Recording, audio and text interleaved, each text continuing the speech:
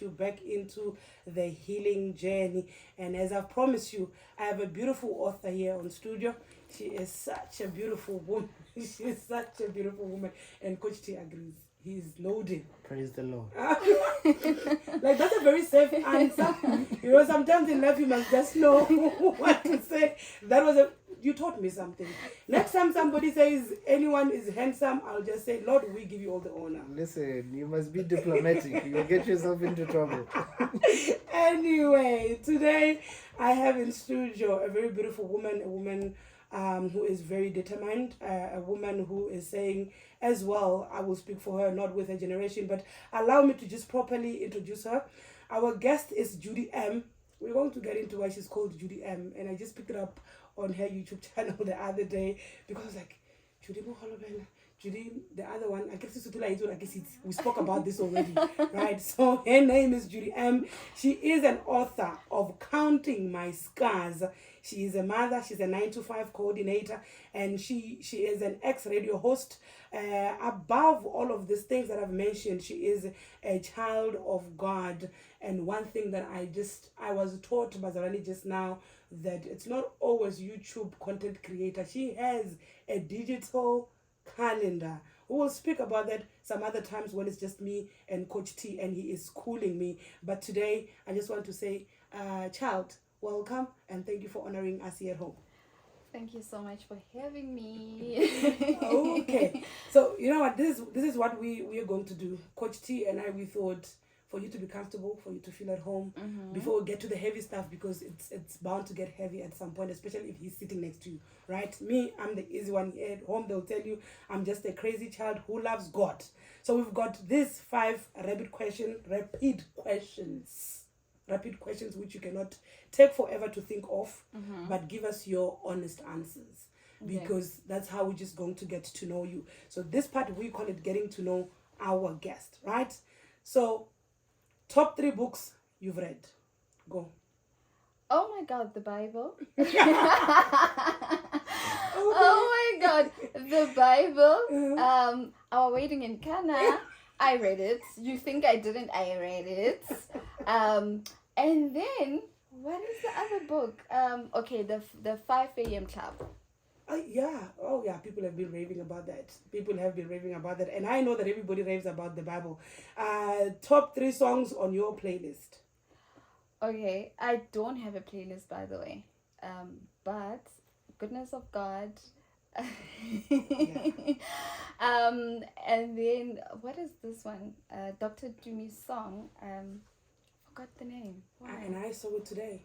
It's okay. We'll let it slide. It's Dr. Dumi's song. Yeah, and then For Your Love. Yeah. And then what's the other song? I can't think of them. You just put me on the spot. Like, I did that. That's why I said to you, these questions you are not going to see, because we just wanted to hear you being honest with yourself, and we just decode you a little bit and complete my sentence. Or rather, this is your sentence. Okay. My mom once said to me, don't forget where you are grounded. Interesting. Complete this sentence. Fear, according to me, is listening to people that are trying to discourage you to do anything. And complete this last sentence. I love my scars because without my scars, I wouldn't know that God heals and that His glory surpasses all human understanding. Interesting. And I was very intentional about putting the scar question at the end, because that is the name of your book. I think the one thing that captured me first, beside the fact that she was brave enough, Bazalani, to put herself at the back of her book, something that I've not even grown enough to be confident enough to do. But beside the beautiful picture, I think the title on its own, Counting My Scars, it really speaks volumes. And for me, it was like, okay, how many scars are there? So tell me, why this title? And while you're speaking about this title, when we say I've seen it all at 30, yeah, people are kind of like, it's 30. really at 30? Why this title? And just tell us about the things that you've seen in these 30 years. Okay, counting my scars was it was because of how I've been struggling to understand the things that were happening in my life. It was because of I felt like every time I go through something, it leaves a scar. It does. Because it does not go away. But you just learn to live with those scars. So I was counting my scars and I said I've seen it all before 30 because of everything I wrote about was a couple of years back. It all happened in the 3 decades of my life. Before I could even turn 30, I've been through all those things I wrote in there. Some I tried to be as detailed as possible, but not obviously as detailed as I would want to be, because I wanted also the book to be convenient, relatable, and easy to read and understand for people that don't even like reading as well. Because not everybody likes reading. No, people don't like 4 reading. out of 5 people don't like reading. So I was like, I'm going to put everything on paper, pin it down, but I'm not going to make it overwhelming. I just wanted to make it simple, short, and straightforward. I shoot the short, and that's how I came about with Counting My Scars. I've seen it all at 30. Everything in that book happened before I turned 30, which was a couple of years back. Anyway. Which is insane Yeah. because those things, you Yeah. would think someone who is 50, 45. So I think I've lived Yeah. my cycle in 30 years. Is it even safe to say that she's done with the living at when you have seen it all, like you say you've seen it all at 30? Are you then telling us that no, there's nothing more that I can see? Can we get to that point in our lives where we say there's not much I can see after all of this? Yeah, it's crazy because I discussed this with my partner. I said, you know what? People go through different things in life, right? You go through this, you go through that. And if we're sitting in one room, everyone has their own scar, right? But with me, I feel like in everyone else, I've been through each and every one of those situations or experiences in those people. So all in one. Yeah. No, look. I've said that we never stop learning, and maybe when you're saying that you counting all my scars, counting my scars, and I've seen it all at 30, God may just still surprise you when He says, I want you to have another one. But I feel like when you get to a moment where you say, I'm counting them, you are becoming accountable, sort of. You are saying, I'm taking stock of my life. You are willing to look back. So I will allow you to look back and say, I still want to see what God can still do. Like you say, the book was very detailed.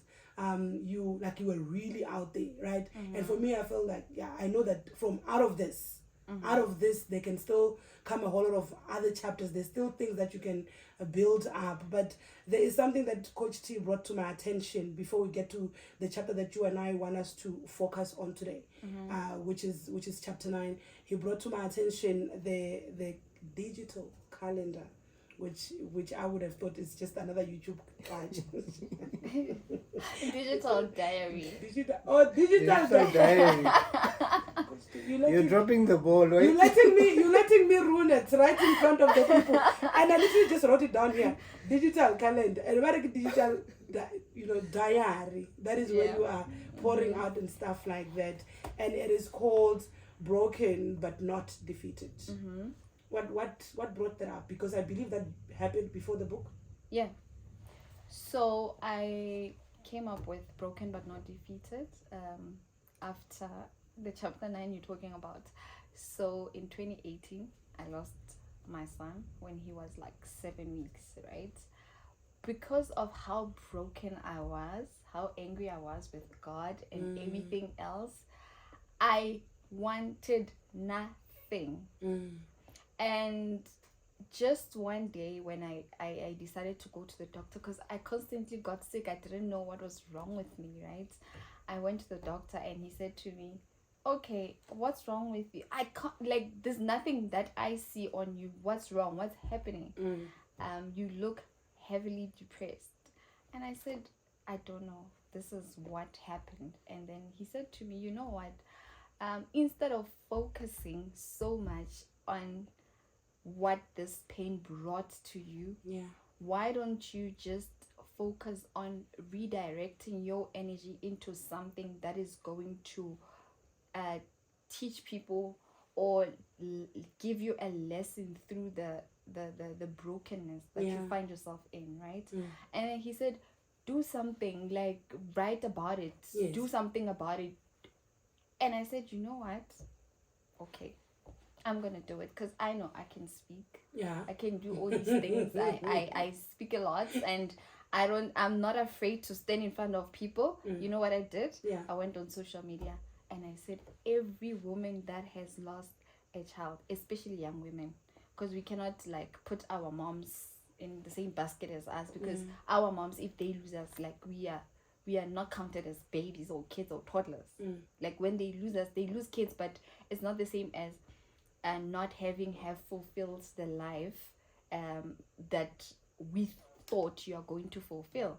So if you're a young person and then you have lost a child, I thought to myself, then let's get together, let's talk about this. Maybe your experience will help me. I would think I have experienced the worst, whereas you have experienced more than me, or your experience is different, and whatever, we may have gone through the same thing, but the experience is always different, and the lesson through every pain is always so different. So I gathered everyone, and then I hosted them. The first gathering we had was like of 50 women, and then I named it Broken But Not Defeated, because I believe that with God, with grace, nothing can defeat you, or nothing can defeat the purpose of God in your life. So you are broken, but you are standing up and saying, I may be broken, but I'm not defeated. Wow. I think, Coach, you were in the broken but not defeated a lot, because like literally he just threw it and he says, I've done some research on our guests. I was like, you see now, having good people. He was in there a lot, and I feel like he picked up more about the diary more than I did. Oh, the digital the diary. digital diary. Yeah, absolutely. I think I've got a question, because as I was going through your content, reading some of the pages in your book, going through your social media, I found you to be very courageous in how bold and how honest you are about your story. And the Bible says that through us sharing our testimonies, we shall defeat the enemy.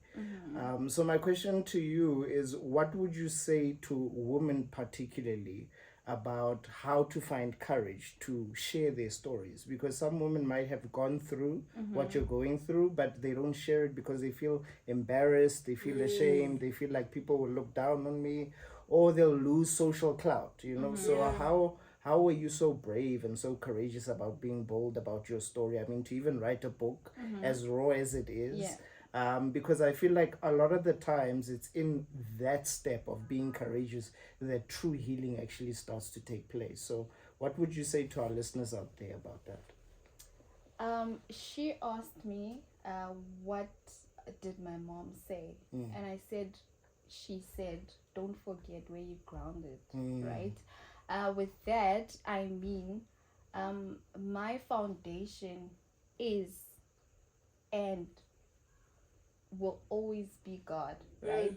And I think a lot of times people doubt themselves because they don't trust God that is in them.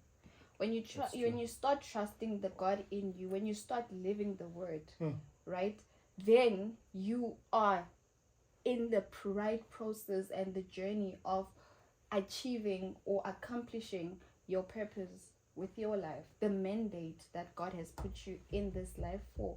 We all have purpose, we all have to fulfill a certain mandate, and mine is not yours. So I believe that funny enough, I was reading about I'm just going to deviate a bit. I was reading about how what religion says about HIV and stuff.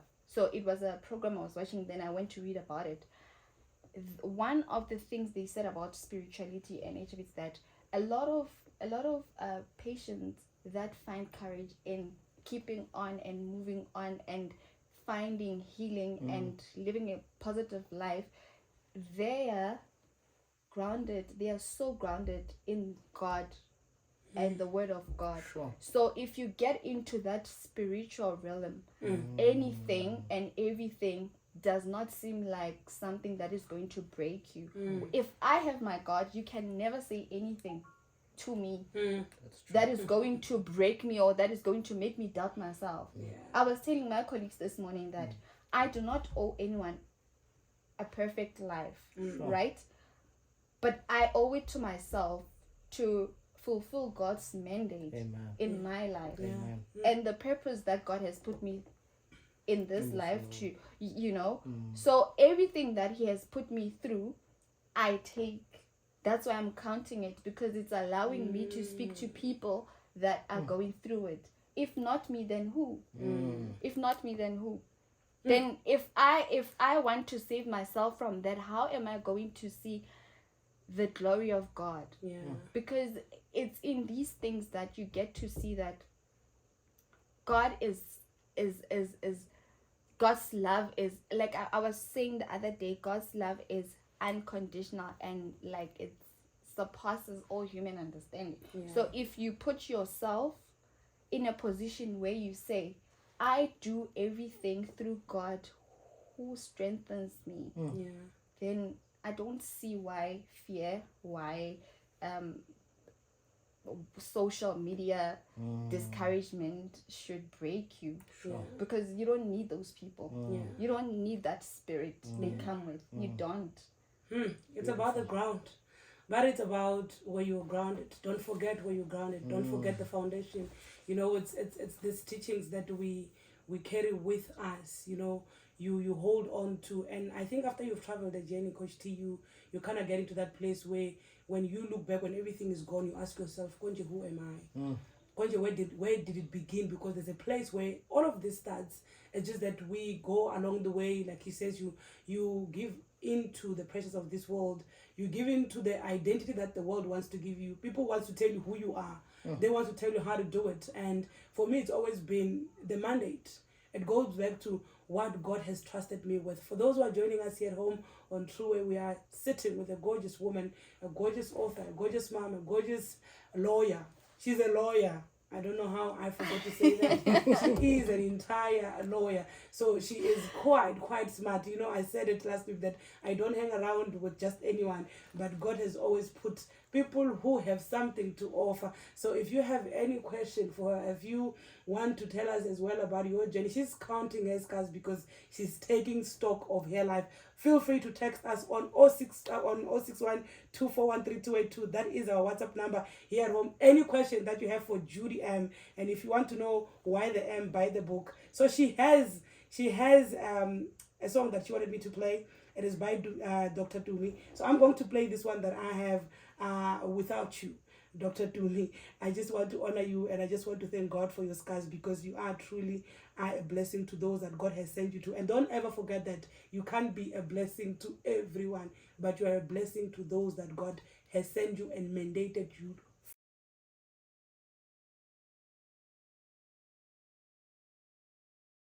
And as well as going back to Christ. Because in Ephesians 2 verse 8, it says that you have the grace through your faith, and with that faith, it does not come from you, right? It's the gift from God. Absolutely. So the grace that God gave me through my faith was the gift from God that I treasured, and I used that on my day-to-day. Every day I made sure that I do not avoid certain situations that get me back to that, because if I avoid them, then it means I'm not healing. I didn't, I would still pass by the hospital where I last saw him. I would still go to places where I last went with him. I would still do things that were so uncomfortable and so overwhelming for me. But I took Ephesians chapter 2 verse 8 into heart. Yeah. That this grace is through the faith. Yeah. And this faith is not from myself, but it's that gift that God has given to me. And I treasured that. Yeah. And I lived by it. So in me going through this, I also wanted everyone else to heal with me. Yeah. These women were going through a lot, and through our gatherings, a lot of ladies were healed. It was not just us speaking. We made sure that we have like psychologists, pastors. Yeah. We had people that are business gurus, that women that are in business, that are doing so well in business, to come and tell us. Because they also went through stuff. Yeah. So, but the main purpose was for us to tell our story and to have these other women that have been through it, and also these women that are professionals. Psychologists bringing, or the social worker, the psychologist bringing the professional side of it, the pastor bringing the spiritual side of it, and just another woman who is doing so well in their business or something else, to encourage us to say, you don't stay in pain. Yeah. You don't. You don't stay in pain. You move. And you learn to live with it. But also just making sure that Christ is still the center. Because I am, like I'm going to say again, intentional with how much I trust God in my life. Yeah. And how much I am trusting Him on a daily basis to take me through things I don't understand. Yeah. There are battles that we go through that we don't even see, that are like it says in the Bible that we are not fighting the flesh and blood situations. We are fighting against the spirits and the rulers, you know. Yeah. And if that for me was enough. So my day to day was me making sure that I want to speak to women that relate. I don't avoid places where my son lived with me or I experienced some other stuff with him. And 3 is making sure that I remember who I am. Yeah. Cherishing those memories. I think we tend to run away from anything that trigger us, and that is why every Thursday I say this time and time and again that there are things that we're going to ask you, there are conversations that we're going to have. They trigger you, but in as much as they trigger you, I'm a firm believer of, you know, when we need to now start dealing with the wound that you have, for us to start cleaning it, we need to take off the bandage. We need to take off the things that you've been hiding it underneath, and we start speaking to you. And sometimes it will take weeks for you to be like, I listened to that show and they reminded me of the time where I lost my husband, I lost my child. But the aim is that we want to take you back into that place so then you can start healing properly, because there are times where we just go through it. Yeah. There are times where we just avoid it. There are times where we don't even have time to grieve. There are times where we even deprive of ourselves that time to grieve, because I feel like you make excuses. Have you seen a person who's just lost somebody and you constantly are expecting them to just take a moment, pause, you know? Because I feel like it's in the pausing. There's something that you said about a pause one day, Coach T, that it still stuck with me, that pause. You know, it's in that moment where you pause, God speaks. It's in the moment where you pause, you start looking around and you see that, yeah, man, there's just a lot of things happening. It's in when you pause, where you start hearing the noise that has been disturbing what is supposed to take place in your life. So maybe as we conclude this, Judy, I believe that you've been saying intention. There must be a prayer that you have in your heart, not for you anymore, because I feel like your journey has begun. I'm not saying it's done. Like I said to you have seen it all at 30. It's God who can come to a point where He says, I am now done working with you. He allowed you to see all of it at 30. So then you can continue a journey of healing other people. But what is your prayer? I would say your purpose in writing the book, but here I'm very intentional. When we're sitting here, for me, it's like, God, attach your glory into what we're doing.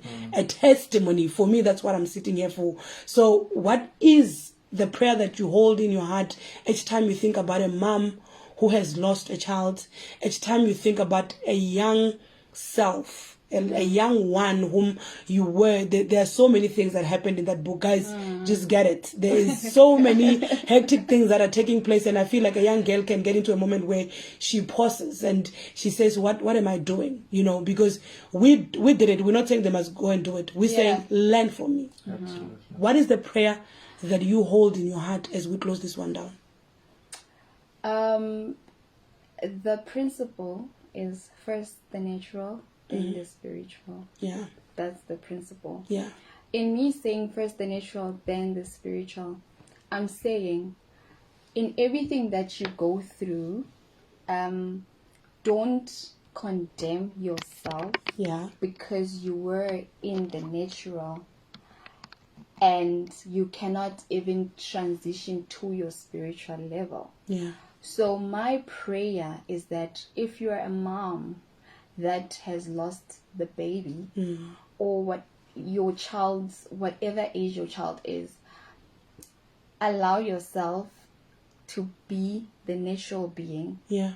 and then the spiritual being. Because if you understand your natural being, Yeah. it's very easy to understand your spiritual being. We are not going to give people delusional testimonies and say, oh, it's just the spirit. God. Yes, God, but also God put you in this flesh. Yeah. So go through that pain. Yes. Allow yourself to go through that pain. Yeah. But after going through that pain, remember who you are to God. Yeah. And who you belong to. Mm. Just pick yourself up and try. Yeah. And this time, don't try by yourself. This time, you don't start from scratch. You start from experience. Yeah. Because when you start from scratch, you know nothing. When you start from experience, you are starting from a point where you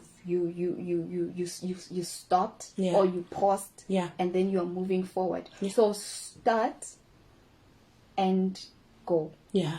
You don't start from scratch. You just start again, because God is God of second, third, fourth, fifth. Whatever chances that He brings forth. Yes, you might be a very young person going through whatever that is going on in this world. You might be trying to live a certain lifestyle because you feel like it's your time, it's whatever. But all I'm going to say is, at the end of the day, when everything is done, God remains. Wow, thank you very much, Judy. Thank you for coming to hang with us here at home. The house of healing. Here it is the house of healing. Here we don't really force it. It's just that sometimes I carry karas. So it's like we're forcing it. But between me and God, I'm like, God sent me. And every time I go there, I was saying this on Saturday at the conference, I was like, guys, I'm a very easy child. It's like one life at a time. You know, I had a privilege today of finally doing my duties of doing an advisory at work. Yeah. Something, because I'm so busy, I hardly ever do it. And I was speaking to the boys, I was telling them that you want to fix the world, you want to fix everything that you're seeing about girls being played by boys, abuse and everything. I said to him, fix yourself. Yeah. If you fix yourself, he fixes himself. Everybody starts at the point when they say, I want to fix myself.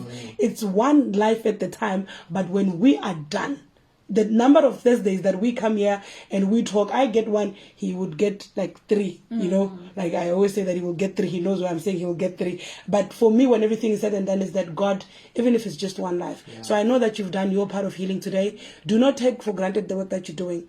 I think maybe the one thing that I admire about you is your confidence.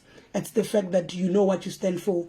And if that is just a surface that you have been putting for me, I want you to now go draw on it. I want that to be your place where you just go draw on it and say, I will stand firmly. And I'm not standing for everyone, but I'm standing God for those that you have called me, because there is where God is sending you. So